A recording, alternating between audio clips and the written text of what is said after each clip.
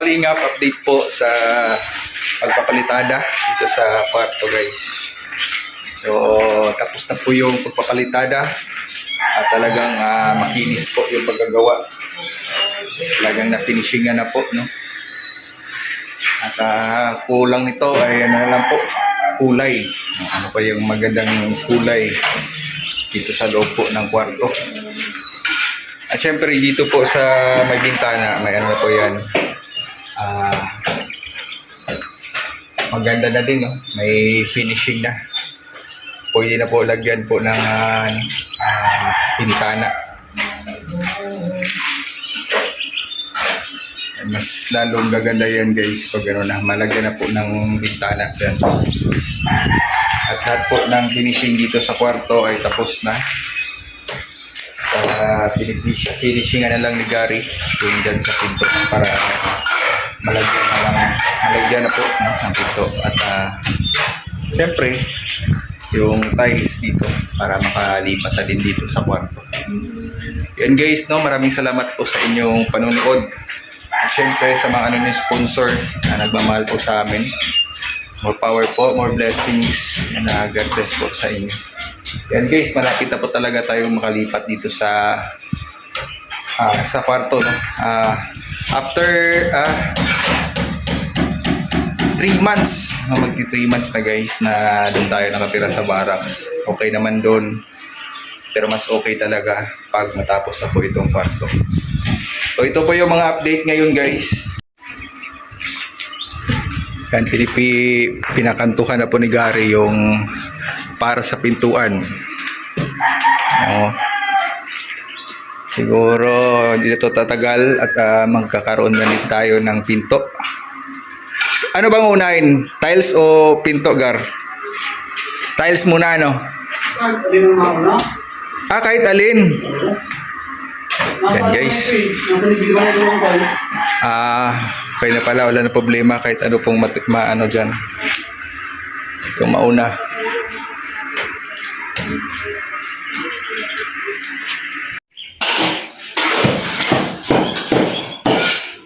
So yan guys. At tutulong na tayo kasi hindi naman tayo natalo.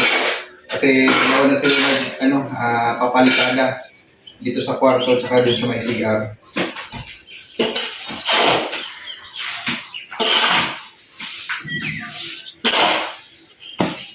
Sakto bang tubig niyan?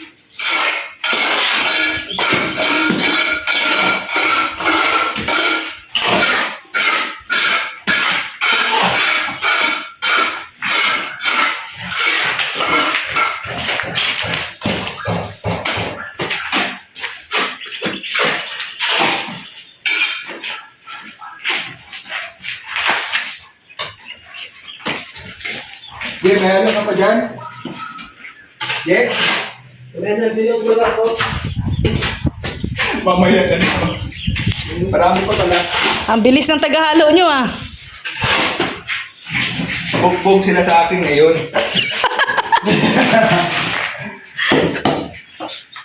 Kasi pag ganito kasi yung labor sa pag-finishing, mag-relax na. Pero ang pinakamahirap na maging labor, yung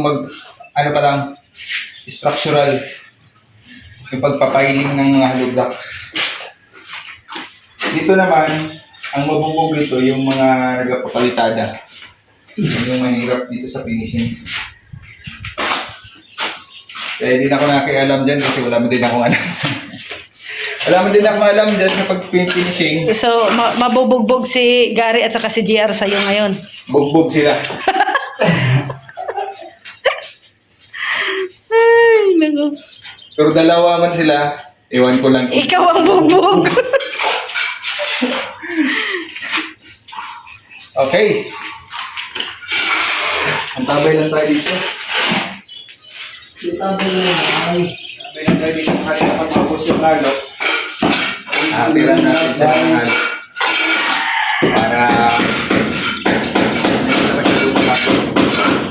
Para hindi masyadong bugbog.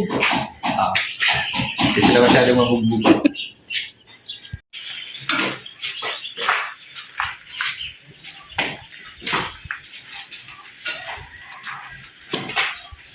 Ito yung pattern niya. Oh. Yan, visible. Invisible. Pero pag lapit mo, visible na guys. Makikita. Yan yung... Ito yung madali tignan pero mahirap pala. Bakit mahirap yan, Gar? Hindi naman marunong ito magpa... Dikit mo ganyan. Yun pala yun. Tapos mag-layout. Ang pagdali nyo kasi layout. Yan sa lahat. Yung button yan. Marunong ka man ng tumatay. Hindi ka lang. Marunong layout ng gagawin. Yun ang pinaka-importante yung layout. Paano ka tamain? Ang habang ba yan? Oh. Masyadong malabnaw yung ano ko halo Masyadong malabnaw. Tama lang. Meron sa simple. Ay, kulang semento. Nadamihan ko pala ng buhangin. Okay lang. Makapit naman. Yes, guys. Kunting kimbot na lang, malalagyan na po yan ng Wala namang problema sa kung alin yung mauna. Tiles o yung pinto. Kasi kaliwat mo yun para sa tiles. Yan yung taas ng pinto. Kumbaga sukat na. Sapat na yan. Tapos na po ito lahat guys. Yung finishing sa kwarto. Lalo itong gaganda pag may kulay na. Kulay, tsaka may bintana na. Excited na kami lumipat dito. Habang gumagawa si Gary dito, ay nagle-layout na din si JR dito. Palitada. Ano lang yan, J? Wrap lang? Rap. Oo. Yo! Para po malagyan na po ng tiles dito sa loob ng CR.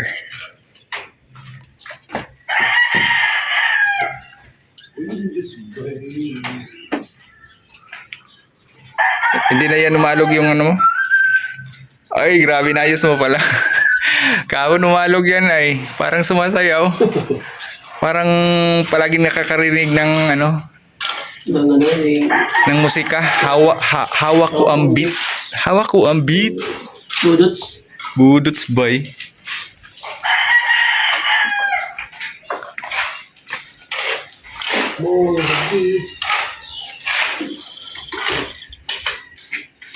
Grabe guys, nakakatuwa at maraming salamat po sa inyong suporta. At unti-unti po na tatapos po yung pinapagawa natin na bahay. Hopefully next week makalipat na kami dito sa loob.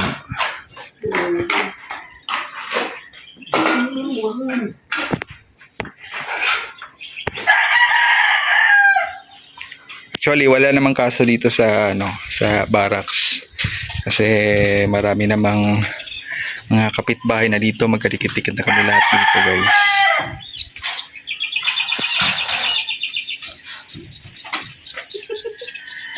Anong iniisip mo? Ang dami kang iniisip. Huwag ka na mag-isip. Madami ka palang iniisip. Kaya din tayo, nakabili tayo ng semento para gamitin po sa pagta-tiles. Akala ko kasya na yung natira natin na 20 sacks dati na semento. Kala ko din. Oo. Pero marami palang proseso yung paglalagay po ng tiles. Yung pipe na doon sa 181. Yung pipe. Kasi kinuha namin tong yung blue pipe na ininstall namin dati. Akala namin pwede yan. Pero sobrang lakas pala ng pressure. At na-install na din yung Jetmatic. Laking Yan po. tulong. Oh. Kasi yung tubig talaga, na timing talaga ni Ma'am Star Miko, Mm. yung needs natin. Kasi lalo na ngayon, halo na. Mas na tayo sa halo, mas kailangan natin yung tubig. Kasi ang mga balon ngayon, wala na, basta. Nahibas na yung mga balon. Kasi kung wala tayong tubig, Oh. doon tayo kay tatay Mag-iigib. Yung na ano naman, na-installan ng puso, yung yung balde namin dyan na malaki, oh. Ay, grabe, ang tagal mapuno. Buti na lang na DIY ni Kuya Brooks. Oy, thank you. Shoutout kay Kuya Brooks. At tinulungan tayo mag-install nitong water pump. At yan po, nakatipid na kami at may natutunan pa. So ayan guys, maraming salamat kay Ma'am Star Miko. At mas mapadali na po yung pagpapalitada, no, paghalo ng buhangin tsaka semento para po sa palitada ng bahay.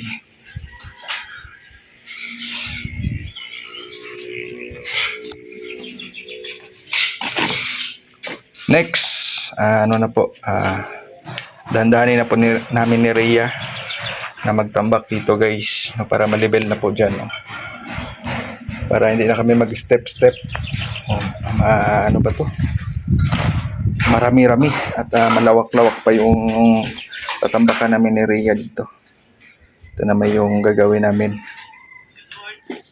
Yung katandem ko, ayan, oh. Relax ka muna at sa susunod magtatambak tayo ng maramihan pa dito. At saka yung may gagawin pa tayo. Dami nating gagawin. Yung panambak dito. Tapos yung kawayan. Unahin muna natin dito. Panambak muna kasi syempre bago tayo magawa ng DIY na bakod dyan. Oo. Kailangan malinis muna sa harap. Yan, yung mga dito, yung mga panambak, yan, i-clear out na namin yan at ipasok po dito sa loob. Yan, no. Dati, grabe, parang bundok yan dyan. Ngayon, unti-unti nang na patag. At hopefully masakto yan. Siguro masakto na yan. Para po dito sa loob. Ay, wala nang steps guys. Wala nang step. Plain.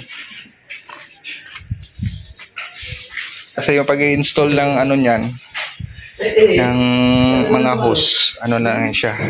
Kumbaga, sa ilalim po ng tiles. Yung pag-install niyan.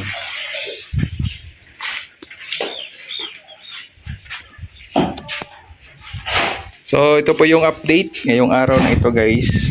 Thank you po sa inyong lahat sa suporta po sa mga upload videos po natin. Syempre, maraming salamat po kay Mami Inday Guapa, no, sa ating major sponsor sa pagpapagawa ng bahay. More power po Mami Inday. Ingat po kayo lagi. Lalo na sa iyong health, ingatan niyo po lagi yung health. God bless po. Syempre kay Ate Ethel, sa lahat po ng mga anonymous sponsor na nagmamahal at tumutulong. Talagang hindi ko makakalimutan at habang buhay ko po sasalamatan ito. Dahil sa simpleng pamumuhay namin ay hindi namin inakala na magkakaroon kami ng ganito. Hindi din dahil sa tulong ninyo ay hindi din namin hindi kami magkakaroon ng ganitong bahay guys. Syempre salamat sa Team Kalingap, kay Kuya Val Santos Matubang, at syempre sa Family Matubang.